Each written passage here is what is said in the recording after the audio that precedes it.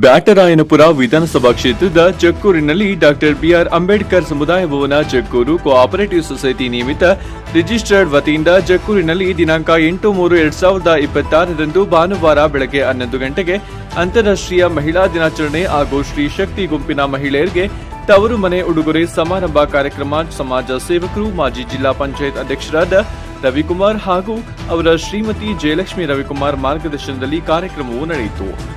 ಈ ಕಾರ್ಯಕ್ರಮಕ್ಕೆ ಹಾಲಿ ಶಾಸಕರು ಹಾಗೂ ಸಚಿವರಾದ ಕೃಷ್ಣ ಬೈರೇಗೌಡರ ಶ್ರೀಮತಿ ಮೀನಾಕ್ಷಿ, ಕೃಷ್ಣ ಬೈರೇಗೌಡ ಹಾಗೂ ಹಲವಾರು ಇಲಾಖೆಯ ಮಹಿಳೆಯರು, ಸ್ನೇಹಿತರು ಭಾಗಿಯಾಗಿದ್ದರು. ಈ ಕಾರ್ಯಕ್ರಮದಲ್ಲಿ ಮಹಿಳೆಯರು ಸುಮಾರು 500ಕ್ಕೂ ಹೆಚ್ಚು ಮಹಿಳೆಯರಿಗೆ ಸೀರೆ, ಅರಿಶಿಣ, ಕುಂಕುಮ ಬಾಗಿನ ರೂಪದಲ್ಲಿ ಕೊಡಲಾಯಿತು. ಈ ಕಾರ್ಯಕ್ರಮದಲ್ಲಿ ಭಾಗಿಯಾಗಿದ್ದ ಮುಖ್ಯ ಅತಿಥಿಗಳು ಹಾಗೂ ಗಣ್ಯ ವ್ಯಕ್ತಿಗಳಿಗೆ ಸನ್ಮಾನ ಮಾಡಿ ಬಾಗಿನವನ್ನು ನೀಡಲಾಯಿತು.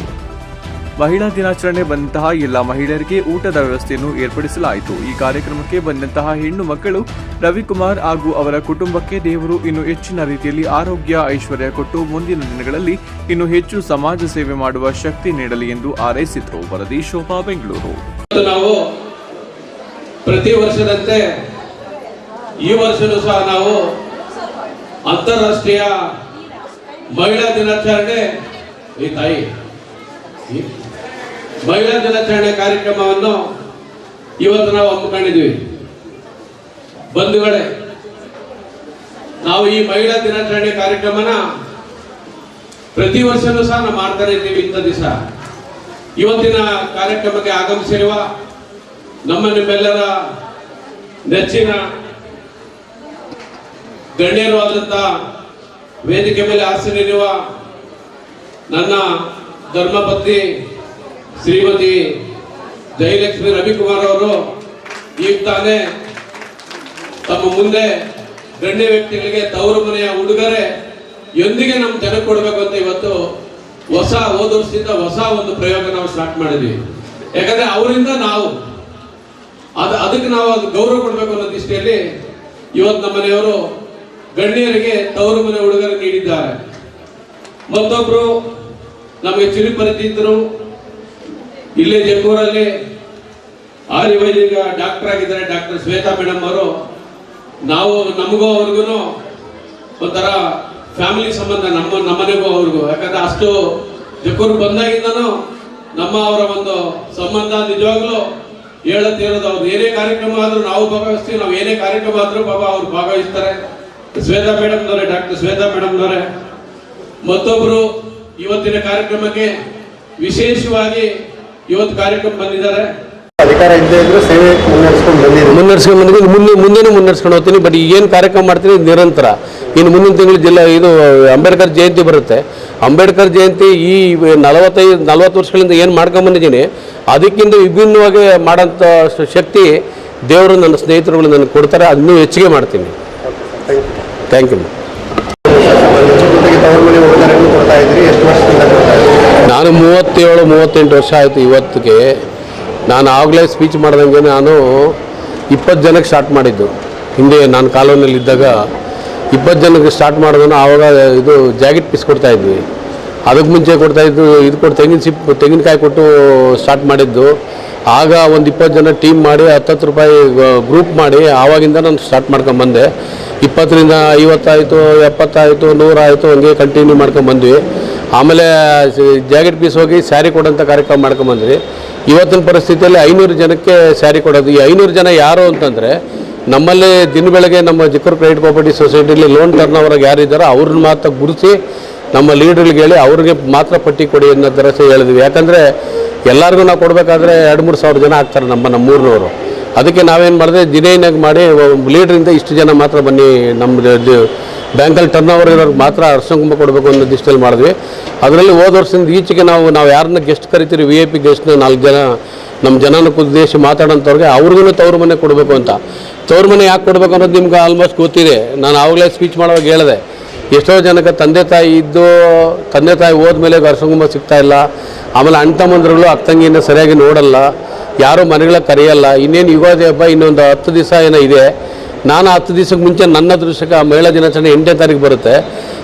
ಇದ್ರದ್ದು 19 ತಾರೀಕು 20ನೇ ತಾರೀಕು ಬಂದಾಗ ಅಟ್ಲೀಸ್ಟ್ ಹೊಲ್ಸ್ಕೊಂಡ್ರೆ ಹಬ್ಬದ ದಿವಸ ಅವರು ಒಂದು ಸ್ಯಾರಿ ಉಟ್ಕೊಂಡ್ರೆ ಹೆಣ್ಮಕ್ಳಿಗೆ ಏನೋ ಒಂದು, ಆಮೇಲೆ ಸ್ಯಾರಿ ಒಂದೇ ಕೊಡ್ತಾಯಿಲ್ಲ, ನಾನು ಅಷ್ಟಂಗ ಕುಂಕುಮ, ಬಟ್ಲು, ಏನೇ ಬಾಳೆಹಣ್ಣು, ಹೂವು, ಅವ್ರಿಗೆ ಏನು ಕೊಡಬೇಕೋ ಅದನ್ನು ನಾವು ನನ್ನ ಮನೆಯವರು, ನಮ್ಮ ಸಂಸ್ಥೆಗಳವರು ನಾವು ಒಟ್ಟಿಗೆ ಅವತ್ತಿಂದ ಕೊಟ್ಕೊಂಡು ಬರ್ತಿದ್ವಿ. ಇವತ್ತು ಹಂಗೆ ಕೊಟ್ಕೊಂಡು ಹೋಗ್ತಾಯಿದ್ದೀರಿ.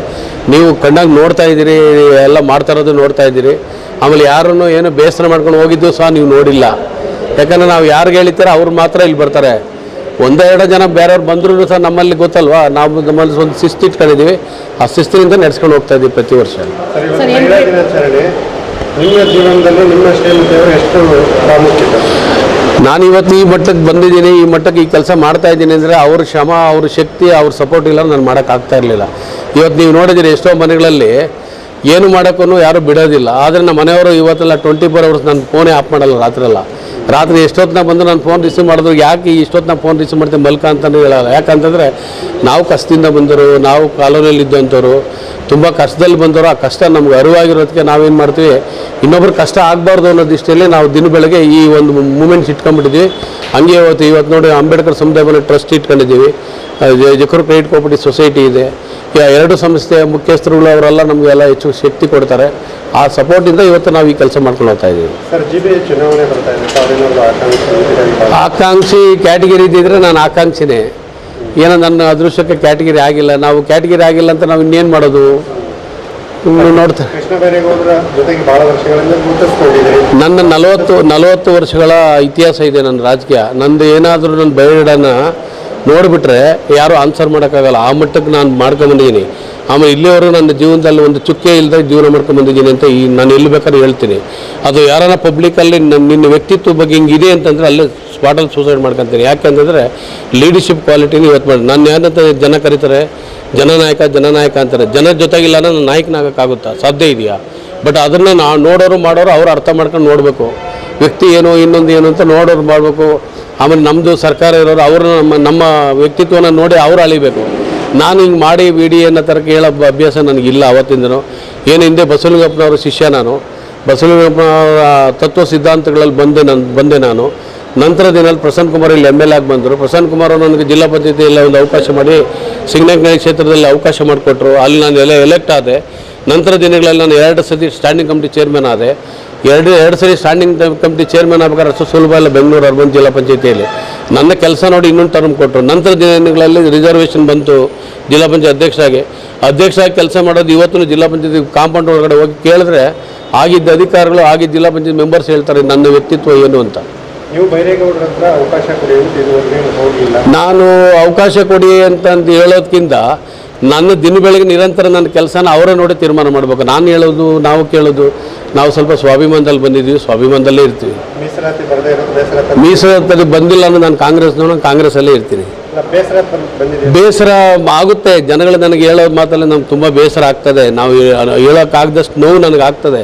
ನಾನು ಹೇಳೋಕ್ಕಾಗಲ್ಲ. ಯಾಕಂದ್ರೆ ನಾನು ನಮ್ಮ ತಂದೆ ತಾಯಿ ಅವರ ಏನು ಹಿಂದೆ ಇದ್ದರು ಕಾಂಗ್ರೆಸ್ ಪಾರ್ಟಿ, ಆ ಸಿಸ್ಟಮ್ ನಮ್ಗೆ ಅಳವಡಿಸ್ಬಿಟ್ಟವ್ರೆ.